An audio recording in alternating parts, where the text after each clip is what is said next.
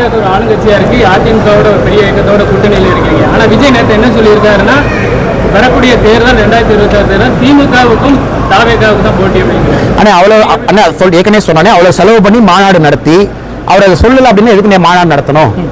அத்தனை பேர்த்த கூப்பிட்டு கிரீஸ் பெயிண்ட் எல்லாம் அடிச்சு இந்த பக்கம் வராதிங்க அந்த பக்கம் வராதின்னு சொல்லி தண்ணி பாட்டில் டப்பாலாம் வச்சு அப்புறம் ரேம்ப் வாக்கெல்லாம் நடந்து அதை பார்த்து 2 பேர் மயக்கமெல்லாம் போட்டு இவ்வளவு சொல்லிட்டு எலெக்ஷன்ல எங்களுக்கும் திமுகவுக்கும் போட்டி இல்லைன்னு விஜய் அவர்கள் சொல்லலைன்னா வந்தவங்க அப்ப எதுக்கு இந்த மாநாட்டுக்கு வந்தோம்? புதுசா நீங்களும் தான் டிவி சேனல் சொல்றீங்க நாங்க தான் நம்பர் 1ன்னு, அரசியல் கட்சி நம்ம எல்லாரும் சொல்றோம் நாம தான் நம்பர் 1ன்னு, அதெல்லாம் தொழில் இருக்க சொல்றோங்கன்னா அப்படித்தான் விஜய் அவர்கள் சொல்லி இருக்கின்றார்கள். ஆனா விஜய் அவர்களுக்கும் உண்மை தெரியும், இன்னைக்கு தமிழக அரசியல் களம் என்ன என்பது விஜய் அவர்களுக்கும் தெரியும்.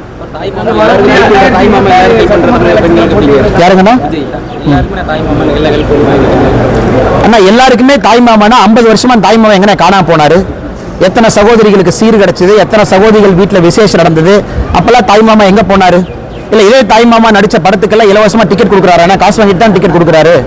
அதனால தாய்மாமாங்கிற வார்த்தையெல்லாம் ரொம்ப யோசிச்சு பயன்படுத்த வேண்டிய வார்த்தைங்கன்னா, அதனால் மறுபடியும் சொல்லுகின்றேன், விஜய் அவர்களுடைய அரசியலை வரவேற்கிற புதியவர்கள் வரணும். ஆனா பேச்சுல டெப்த் இருக்கணும். சும்மா பாசிசம் கட்சினா ஒரு பாரதிய ஜனதா கட்சி தொண்டனா பேசாம போனா அப்புறம் இந்த கட்சியில் நான் இருக்கிறதுக்கு எனக்கு மரியாதை இல்லைங்கண்ணா. நானும் பேசாம போயிருக்கலாம், விஜய் அவர்கள் சொல்லுவாங்கப்பா விடுங்கப்பா. ஆனா இதை கொஞ்சம் டீட்டெயிலாக ஏன் பேசுறாங்கன்னா, இந்த கட்சியினுடைய ஒரு தொண்டனும் பல விஷயத்தை இழந்ததில் இருக்கும், பல விஷயத்தை இழந்திருக்கும். இல்லைன்னா கான்டாக்ட் எங்களுக்கு கிடைக்குதா, நாங்க என்ன இதில் எடுத்து சம்பாதிக்கிறோமா? இல்லை, ஒரு கொள்கை ஒரு உத்வேகத்துக்காக இருக்கும். அதனால என்னுடைய கட்சியை பாசிசம் அப்படி இப்படின்னு சொல்றதை நான் ஏத்துக்க மாட்டேன்.